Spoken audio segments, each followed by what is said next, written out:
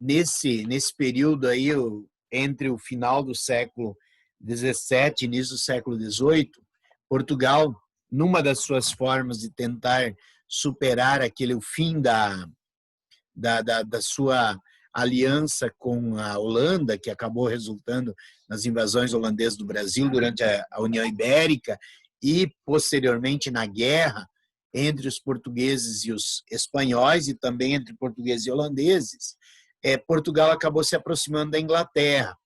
Lá em 1703, fez com a Inglaterra o chamado Tratado de Methuen, que era também conhecido como o Tratado dos Panos e Vinhos, né? Enquanto Portugal se comprometia a comprar os tecidos ingleses, a Inglaterra se comprometia a comprar a produção de vinhos portugueses. Só que, aos poucos, na verdade, a economia portuguesa foi sentindo que essa balança ela era bem desfavorável a Portugal. Portugal gastava muito mais na importação do que ele recebia exportando seus produtos.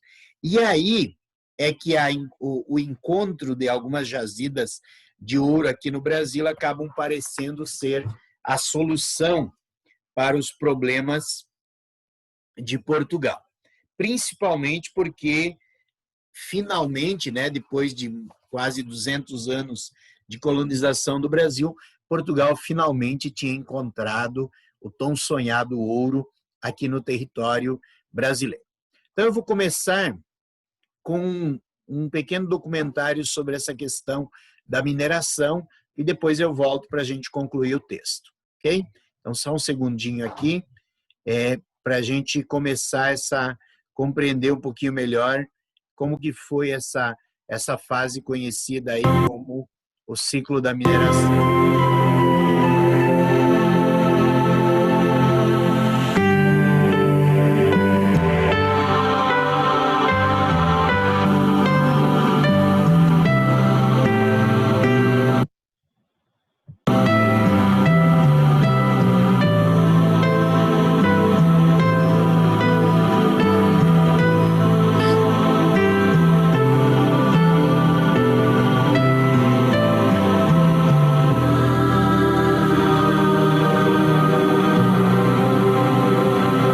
Dia 20 de março de 1711, D. João V, rei de Portugal, mandou apreender este livro por ensinar o caminho das minas de ouro descobertas na colônia.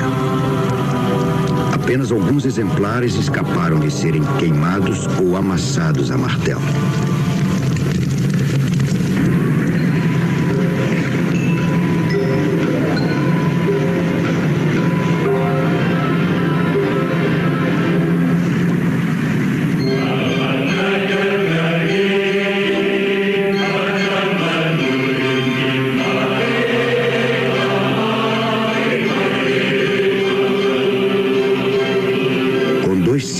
De atraso, as terras americanas de domínio português haviam encontrado a sua verdadeira razão de ser, o ouro.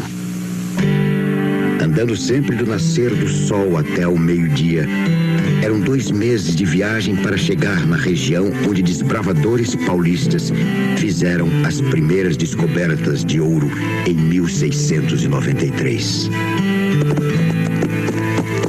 De São Paulo, a população emigrou em massa. Do Nordeste, se deslocou mão de obra escrava. E em Portugal, se formou pela primeira vez uma corrente migratória espontânea para a colônia. Durante todo o século XVIII, foram transferidos para a região mineira mais de 500 mil de escravos de origem africana.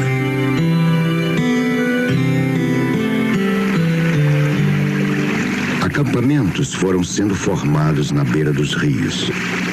Em meio ao cascalho era explorado o ouro de aluvião, logo esgotado e substituído pelo encontrado nos barrancos laterais e depois nos veios subterrâneos.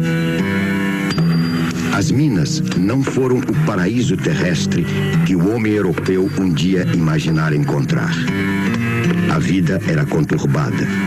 Tudo se pagava em ouro e faltava o que comer.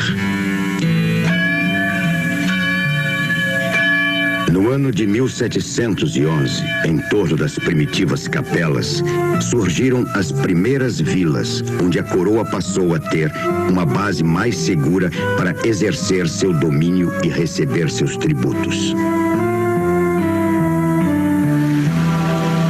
A dificuldade de impedir o contrabando do ouro em pó levou à criação das casas de fundição. Todo o metal passou então a ser transformado em barras marcadas com o selo real, antes de ser devolvido ao proprietário já descontado do imposto de 20%, os chamados quintos. Também eram cobradas taxas sobre o gado, os escravos e qualquer tipo de carga que entrasse nas minas. A notícia do estabelecimento das casas de fundição levou os senhores de lavras e comerciantes a articularem um levante em Vila Rica no ano de 1720. Com a derrota da rebelião, o líder dos setores populares, Felipe dos Santos, foi o único condenado à morte. O seu corpo foi esquartejado e exposto à beira dos caminhos, sua cabeça fincada no pelourinho. A repressão foi coroada com a queima do morro onde estavam as lavras de um dos principais articuladores do Levante.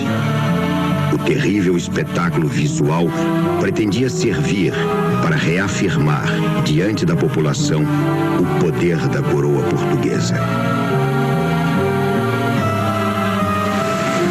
À medida que os núcleos urbanos prosperavam, foram sendo erguidos chafarizes, igreja matriz e, no mesmo edifício, casa da Câmara e cadeia.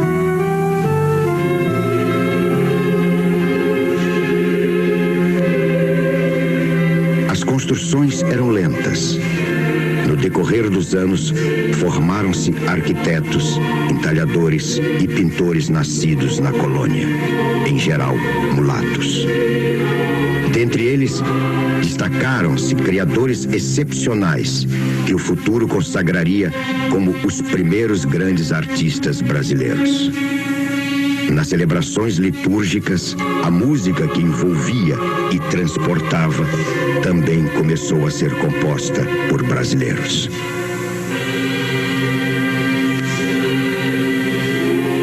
Nessas vilas, voltadas para os negócios do governo e do comércio, em meio à miséria e à escravidão, entre homens com média de vida útil de apenas 7 anos, criou-se a imagem de um tempo de esplendor.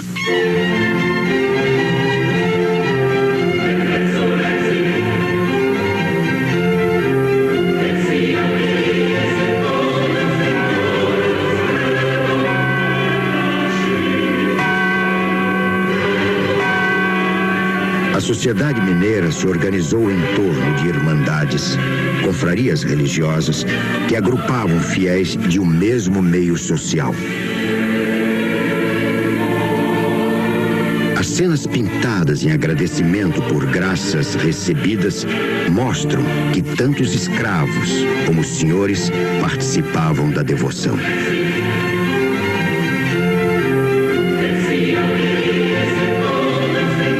Para as irmandades negras, era ponto de honra que suas próprias igrejas estivessem à altura das igrejas construídas pelos brancos. Esse desejo de afirmação de sua própria força era expresso também na resistência à escravidão através da fuga e da formação de mais de 100 quilombos em toda a região.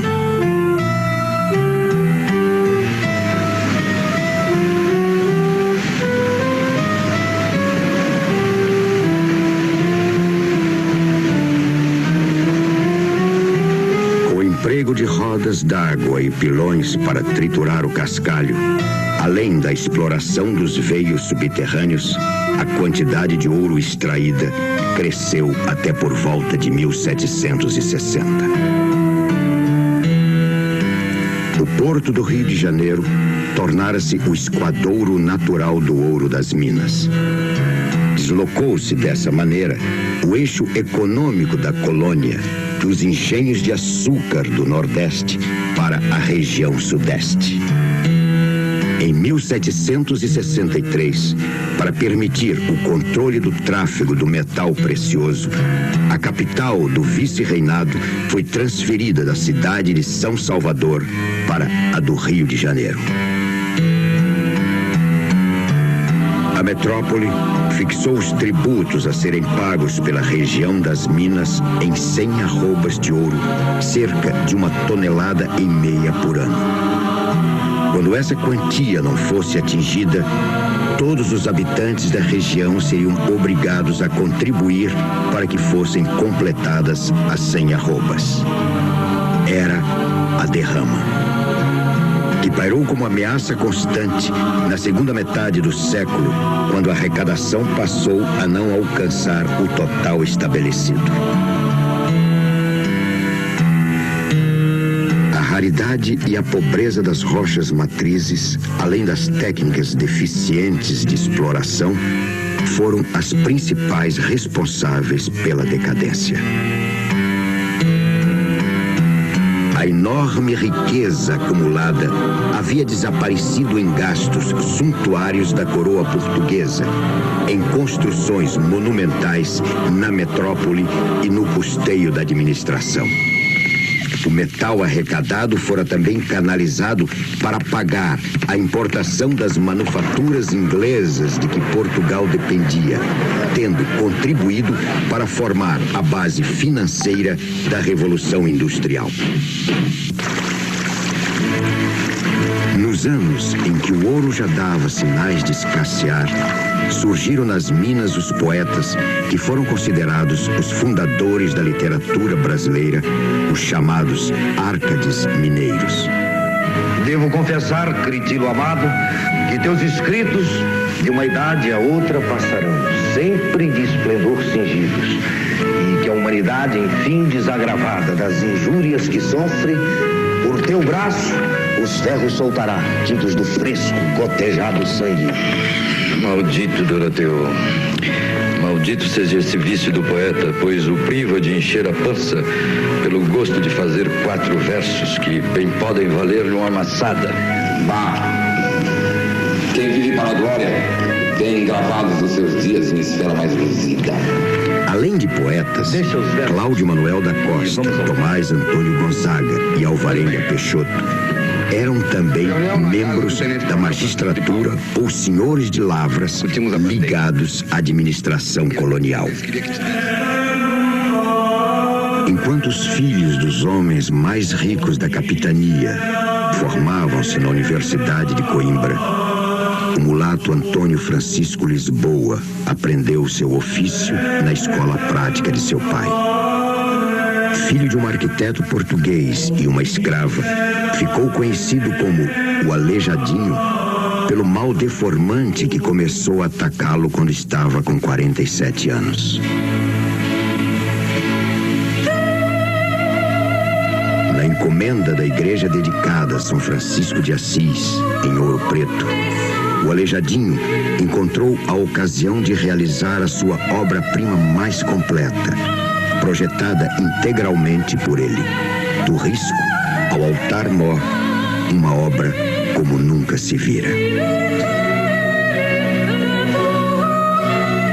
A construção de São Francisco de Assis, iniciada em 1766, durou 28 anos. Durante a sua realização, aumentou a pressão da metrópole para que a derrama fosse decretada, e um alvará de Dona Maria I, rainha de Portugal, proibiu qualquer atividade manufatureira na colônia. Em junho de 1788, um novo governador chegou à capitania de Minas Gerais com ordens expressas para decretar a derrama. Essa ameaça agravou ainda mais o descontentamento com a administração colonial entre setores da elite da capitania. O impacto político da independência dos Estados Unidos serviu de estímulo, e os ataques do iluminismo francês ao antigo regime completaram o quadro de ideias em que se forjou a Conjuração. Embora muitos falassem no Levante, o seu espírito propulsor foi o alferes Joaquim José da Silva Xavier, o Tiradentes. Os filhos dessa terra são tão estúpidos que eles próprios carregam o peso do que lhes roubam.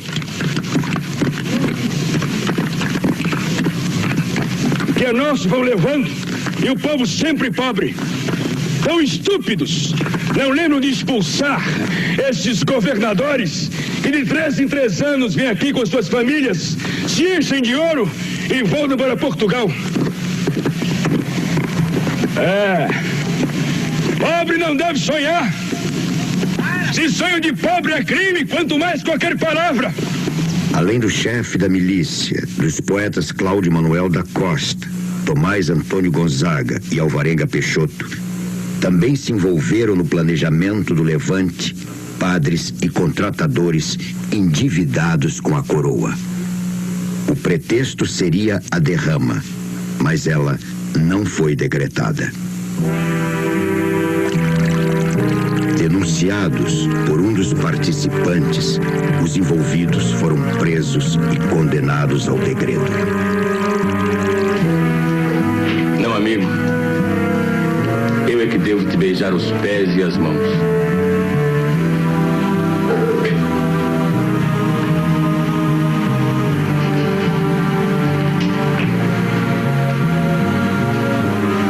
Tiradentes foi o único condenado à morte depois de ter assumido sozinho a responsabilidade pelo movimento.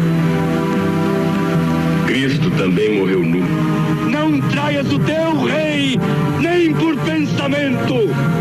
Enforcado e esquartejado, o corpo de Tiradentes foi exposto no caminho das Minas e sua cabeça fincada na praça central de Vila Rica. As punições comprovaram o impacto com que o movimento atingiu a coroa, na mais séria tentativa de obter independência do período colonial.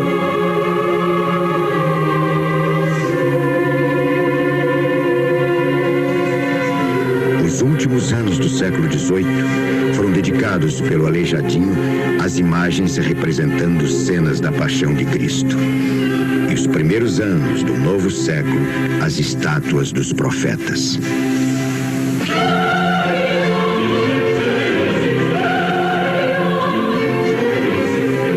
Quando Aleijadinho morreu em 1814, a situação política na Europa já levara à transferência da família real portuguesa para o Brasil e fora implantada a liberdade de comércio.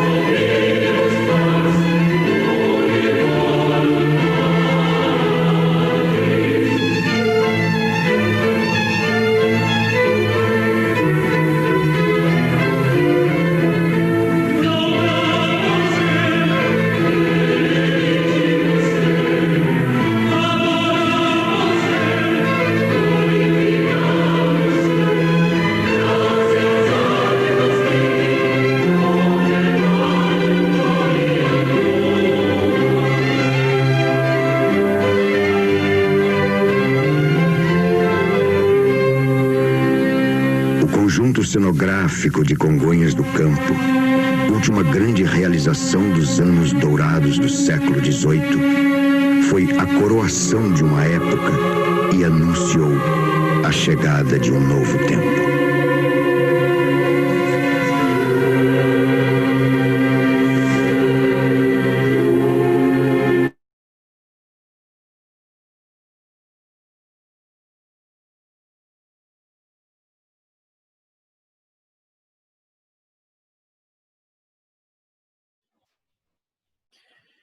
Muito bem, pessoal. Eu sei que a narrativa ela é meio arrastada, né? O vídeo em si, apesar da grande quantidade de informações, ele acaba ficando meio lento e às vezes a gente até cansa na sua exposição. Mas o que ele fez Se alguém de vocês já tinha lido aí o seu resumo, esse texto sobre a questão da mineração, vocês perceberam que ele faz um apanhado geral de todo o processo, tanto no campo social, quanto no campo econômico e no campo político. E é exatamente isso que o texto de vocês ele está nos apresentando, uma análise de todas as transformações que foram acontecendo, não apenas aqui no território brasileiro, mas principalmente em Portugal, e como isso acaba se refletindo na organização do processo de mineração no Brasil e a maneira como Portugal vai explorar essa atividade, vai explorar essa questão relacionada aí a todo esse aparato de encontro, de exploração, de apropriação do ouro que existe aqui no território brasileiro.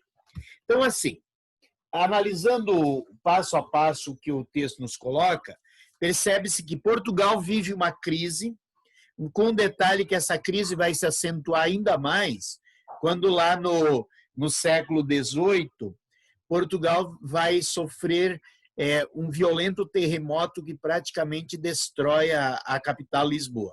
Então, o que acontece nesse processo? O território português precisa ser reconstruído e os recursos para essa reconstrução novamente sairão aí do território brasileiro, agora na exploração da mineração. Por isso, a derrama acaba sendo implantada aí no final, na fase final desse ciclo da mineração. Mas há algumas informações que a gente pode ver ao longo do vídeo que estão presentes no texto de vocês. Quando o ouro é encontrado aqui no Brasil, começa todo um processo de reorganização da própria empresa colonial, digamos assim, da metrópole. Se antes você tinha o açúcar, que era um produto que só saía do Brasil pelos portos em volume muito grande, que era fácil de ser fiscalizado, fácil de ser controlado por Portugal, agora com a questão da mineração a coisa muda um pouquinho. Ainda pode ser em barras. Então o que acontece? Para controlar essa questão do ouro, Portugal vai ter que criar todo um novo processo de controle. Então, isso vai acontecer, primeiro, com a questão da criação da intendência das minas, depois com a criação das casas de fundição, para que o ouro fosse todo fundido em barras e receberiam o carimbo, o chamado selo real, ou ainda a questão da criação de autoridades específicas para a região mineradora. E um dos últimos passos dessas mudanças no campo político será a transferência da capital do Brasil, de Salvador para o Rio de Janeiro, porque o Rio de Janeiro se torna o porto principal para o escoamento, para a saída desses minérios do Brasil. Uma outra questão também é que no período da mineração nós teremos uma grande migração de Portugal para o Brasil, de pessoas que vêm em busca dessa riqueza, que vêm em busca do trabalho, da exploração dos minérios na região das minas e que, portanto, vai provocar um grande crescimento demográfico. Uma outra característica que também vai mudar no Brasil é o deslocamento de um grande contingente de escravos que deixam a região açucareira ou que passam a ser vendidos preferencialmente para essa região, que é a região digamos aí, da exploração do ouro.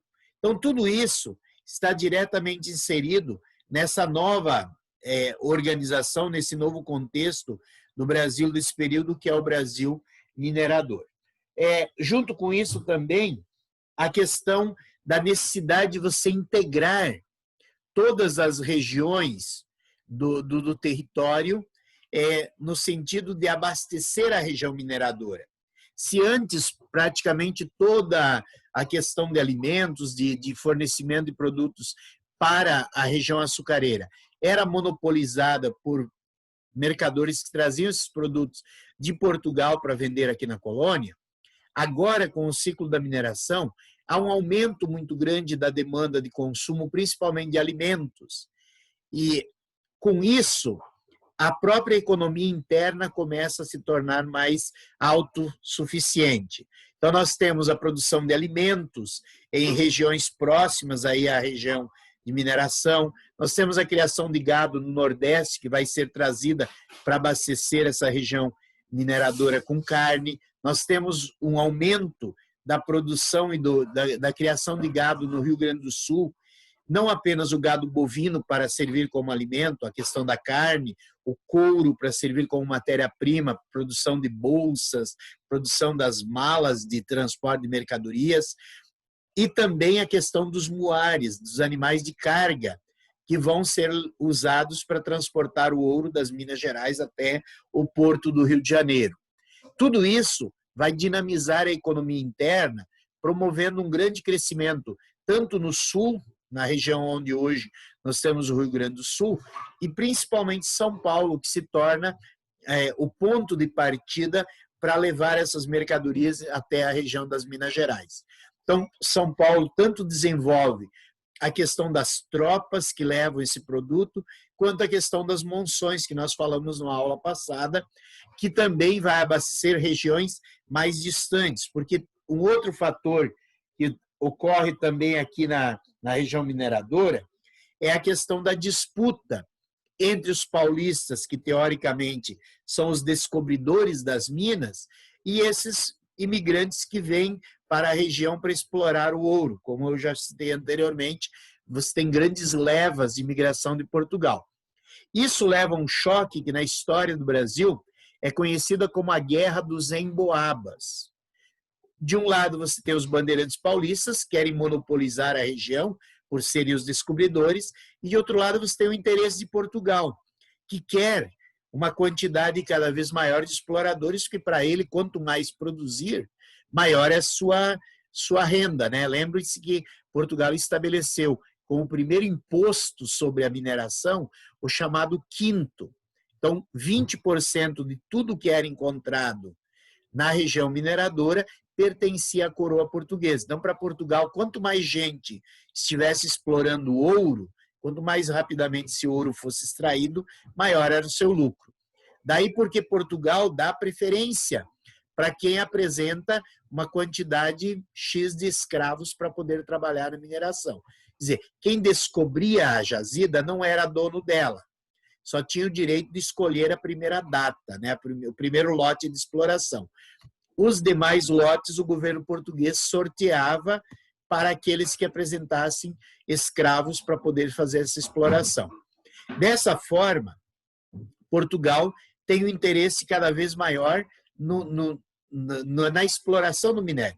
Daí porque a Guerra dos Emboabas ela termina com a vitória dos Emboabas, com a derrota dos paulistas, que muitos que sobrevivem a essa guerra acabam abandonando a região e indo buscar ouro em outras regiões, Goiás, Mato Grosso. Daí porque você tem também as monções nesse período abastecendo essas regiões. São aquelas tropas que vão pela água, ao invés de irem por terra, como acontecia com o tropeirismo vindo principalmente do Rio Grande do Sul. Uma outra questão que também ocorre nesse período é que, além do imposto conhecido como quinto, em algumas épocas o governo português também cobrava a capitação, que era o imposto per capita, sobre cada, vamos dizer assim, sobre a cabeça de cada escravo que produzia, o governo tinha que garantir, então, o governo cobrava um determinado valor sobre a cabeça de cada escravo. E, por último, a derrama, que não foi um imposto que sempre existiu. A derrama foi adotada no final do ciclo da mineração, quando a produção de ouro começou a diminuir, e o governo português estabeleceu que ele tinha que continuar tendo a mesma arrecadação. Então, o que faz o governo português? Ele estabelece que, independente do quanto fosse arrecadado com o quinto, o total de impostos arrecadados deveria ser o equivalente a 100 arrobas de ouro. 100 arrobas são 1.500 quilos de ouro. Então, se não os 20% não resultassem em 1.500 quilos de ouro, o governo teria o direito de confiscar da parte cada dono de mina tinha para si. Então, digamos, os 80% que teoricamente ficavam para o dono da mina, o governo português podia pegar mais uma parte até chegar aos 1.500 quilos.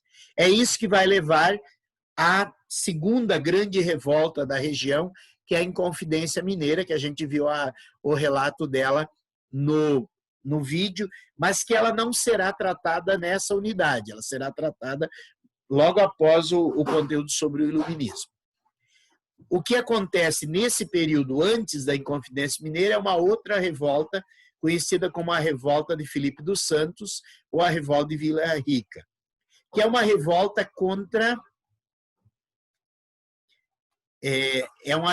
contra principalmente a questão da instalação das casas de fundição. Por quê? Porque com a instalação das casas de fundição, todo e qualquer ouro que fosse pego pela fiscalização portuguesa em forma de pepitas ou em forma de pó, ele seria confiscado pelo... Eu vou ter que interromper a aula da Amanda e da Renata. Acho que elas estão tendo uma aula paralela, não estou entendendo. Então, assim, a partir do processo de instalação das casas de fundição, se tornou mais difícil sonegar os impostos, porque qualquer ouro que não estivesse em barras, ou seja, que já não tivesse sido quintado, não tivesse pago os 20%, ele poderia ser confiscado pela coroa portuguesa. De uma maneira geral, então, o que nós temos de importante nesse período aí de transformação? É uma época em que a sociedade brasileira, que era ruralizada, lá na questão da produção de açúcar, ela agora se torna mais urbana. Tanto que quando você fala do ciclo da mineração, se fala da fundação de cidades, como Ouro Preto, como Mariana, como Sabará, como São João del Rei, como Tiradentes, que naquele período ainda era conhecida como São José del Rei. Então, todas essas cidades elas surgem em torno do ciclo da mineração. Por quê? Porque a mineração tem um modelo diferente de organização. A maioria dos donos das minas vive na cidade. Quem faz a exploração da mina é o escravo, mas você não cria uma infraestrutura em torno da mina, você não constrói casas, você não constrói senzalas. A mesma coisa se dá com o comércio. Então, há a formação de núcleos urbanos, com isso há a formação de outros grupos sociais. Durante o ciclo da mineração, você tem vários outros grupos que se destacam. Nós vimos aí no vídeo que eu mostrei para vocês a questão dos artistas do período. Surgem músicos, surgem pintores, escultores, poetas. Você tem todo aquele desenvolvimento das chamadas associações religiosas, né, que levam à construção de igrejas, de monumentos, a instalação nas cidades de fontes decoradas com esse estilo artístico do período, principalmente chamado barroco mineiro, né? Então, nós temos aí várias mudanças que vão ser significativas. Por quê? Porque a sociedade mineradora ela é muito mais dinâmica, muito mais heterogênea do que aquela sociedade que era baseada apenas no senhor de engenho e na escravidão. No caso da mineração, cria-se, inclusive, camadas médias ligadas ao comércio, ao tropeirismo, à fundição dos metais, à própria administração portuguesa com seus funcionários. Tudo isso cria uma sociedade mais dinâmica, certo? Então, esse seria o contexto. Eu recomendo que vocês façam a leitura aí do texto do tema 13, resolvam os exercícios e a gente volta a conversar na sexta-feira. Até lá, então.